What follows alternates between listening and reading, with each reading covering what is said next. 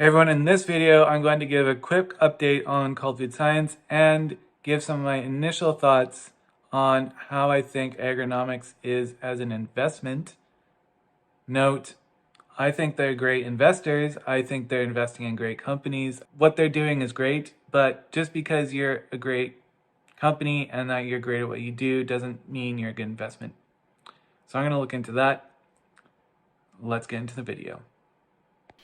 Now, the first update from Cultivated Science is that they have partnered with Umami Bioworks to create the world's first cat food with cell-cultivated fish. Umami Bioworks is a company based out of Singapore. They're one of Cultivated Science's portfolio companies, and both of them have been working together to commercialize a cell-cultured cat food product. Now, this follows along with Cult's other announcements to be launching their new cheese cat food treats sometime later this year.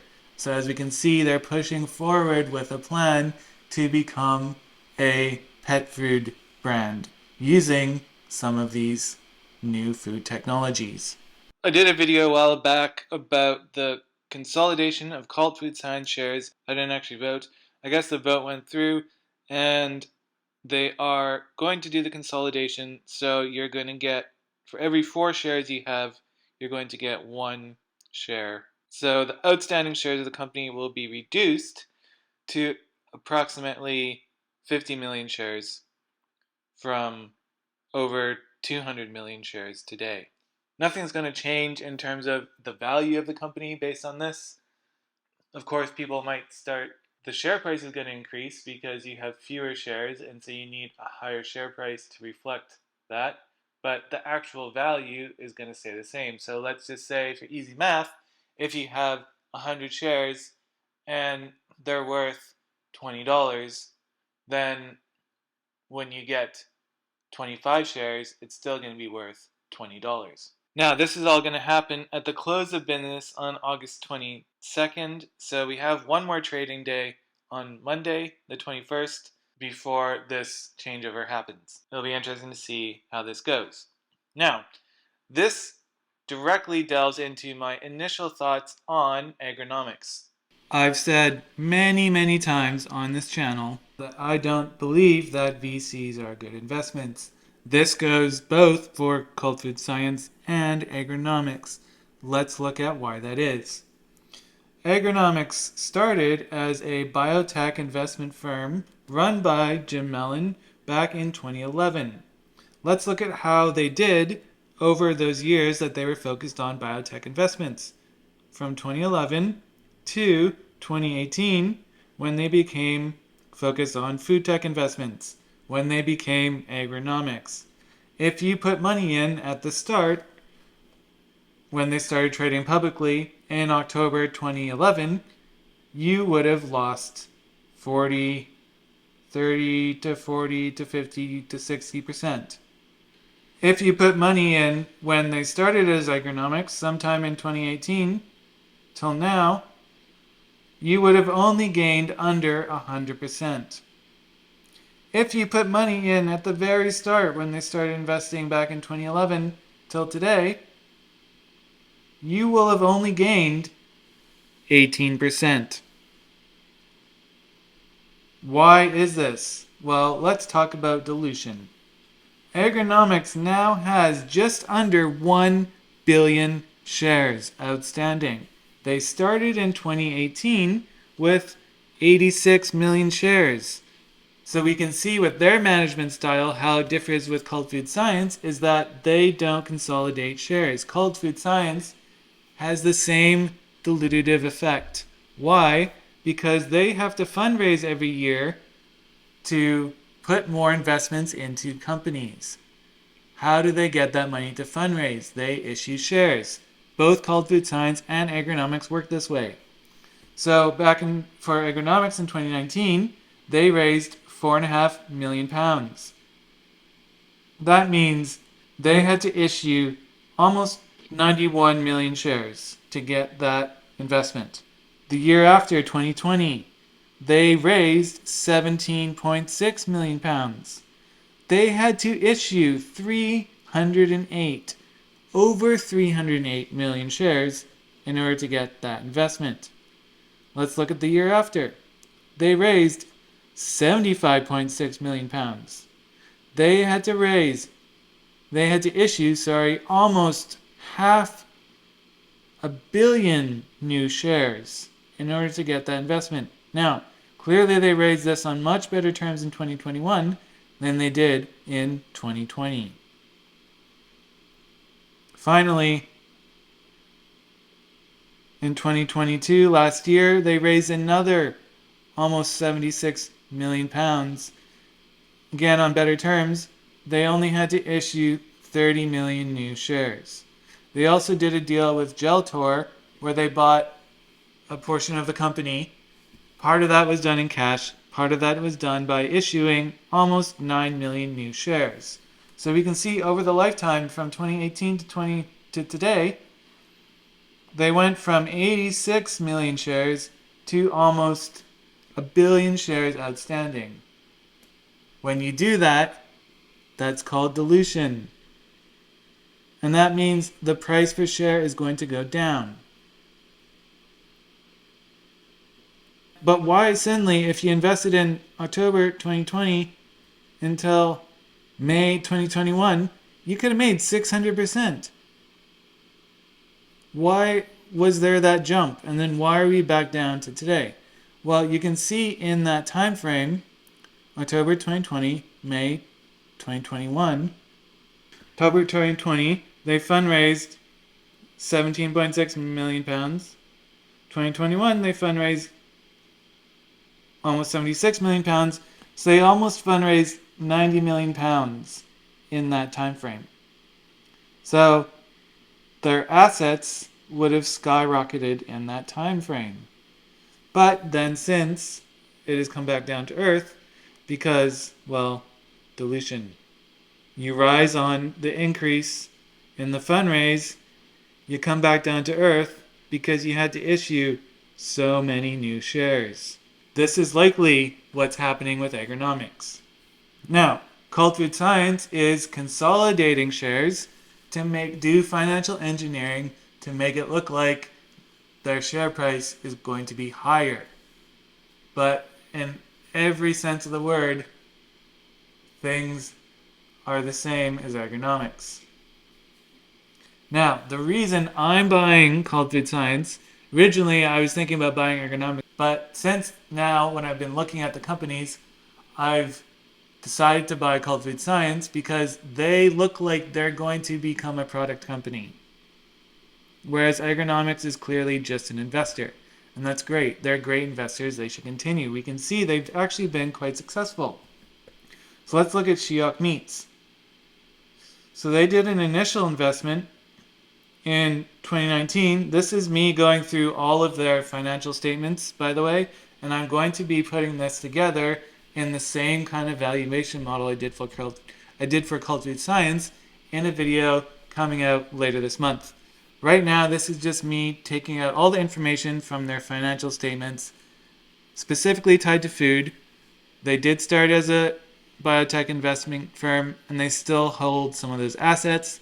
But for my interests, I'm really focused on food tech, and I don't think it really makes that much of a difference if they hold some assets on their balance sheet that I'm not taking into account because I'm looking at food.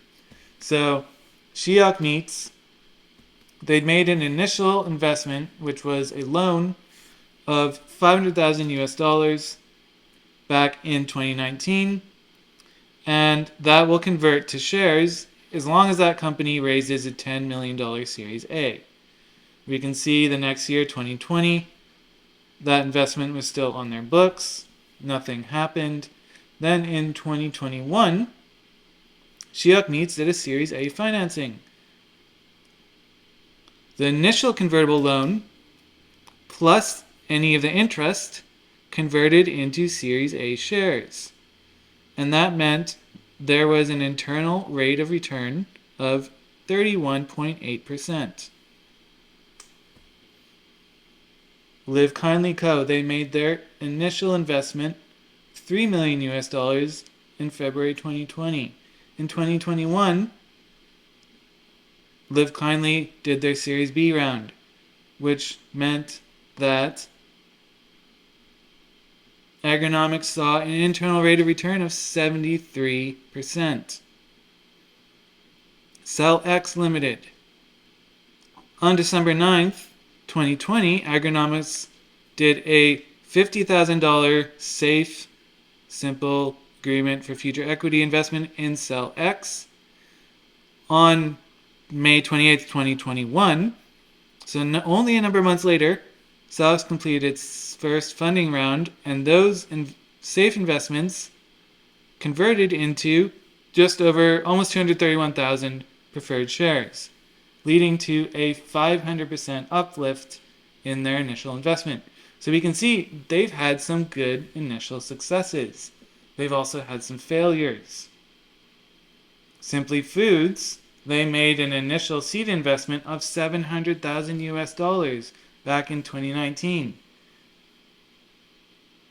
The company changed their name to New Age Meats at one point. I don't know exactly when that was.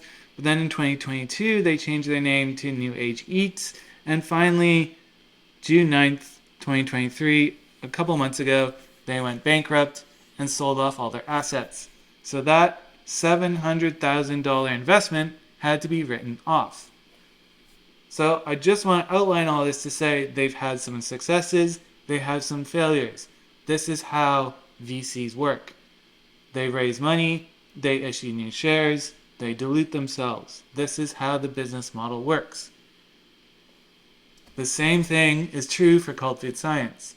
The only reason I put money into Cultivated Science is because potentially Cultivated Science might be launching some of their own brands. They might actually change their business model. And if they do, as a retail investor, potentially, maybe not, but potentially there is potential for them to actually increase their share price because they may no longer have to raise money all the time and dilute themselves because they can actually just raise money by selling products. Now, that's my main thesis. The second reason why I have decided not to invest in Agronomics, I'm still going to do my valuation model. Maybe I'm going to be wrong, but my initial thoughts are that I don't want to invest in them based on how they make their money, right? Jim Mellon isn't doing this for free.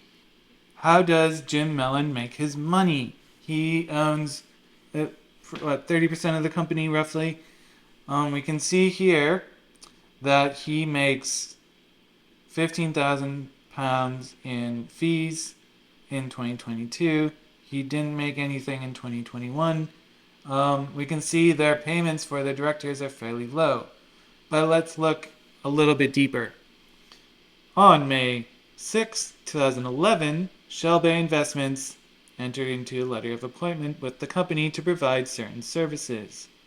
Under the terms, Shell Bay will provide services to Agronomics, including reviewing asset purchases, procuring and coordinating due diligence, providing appropriate information to the board in relation to proposed acquisitions or disposals, providing transaction support, assisting in operating, developing, and commercializing any intellectual property, developing new markets and or territories for assets and or intellectual property, supplying the board with regular reports on the progress of companies and intellectual property where the company has an interest, including any financings, assisting with recruitment of management teams and operational supply chain partners, and services with Jim Mellon as executive director of the company. So just because he's getting paid £15,000 here under his consulting fees agreement, actually all of the work he is doing is put under this company, which is a separate company, Shell Bay Investments Limited. Now, let's see how the terms of those payments work, right? Jim Mellon isn't doing this for free. In addition to director fees, further emoluments are subject to an agreement with Shell Bay Investments Limited, whereby Shell Bay shall be entitled to an annual fee equal to the value of 15% of any increase between the company's net asset value on a per issued share basis at the start of a reporting period and June 30th each year during the term of the agreement. So that means every year, if there is any increase in the net asset value of Agronomics, Shell Bay Investments gets a fee equal to 15% of that increase. Well,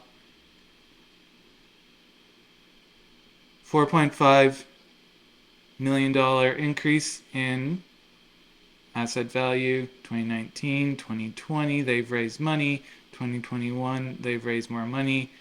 So the charge for services provided in 2020, based on the increase in asset value, was £4.5 million.